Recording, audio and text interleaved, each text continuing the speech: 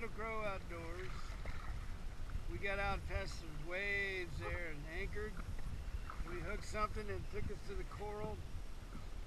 So as we were sitting there fighting that thing, the waves started stacking up again.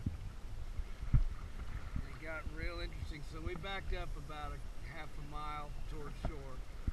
And we're anchored, having lunch, and got a line out. We're just gonna sit here and enjoy this beautiful world.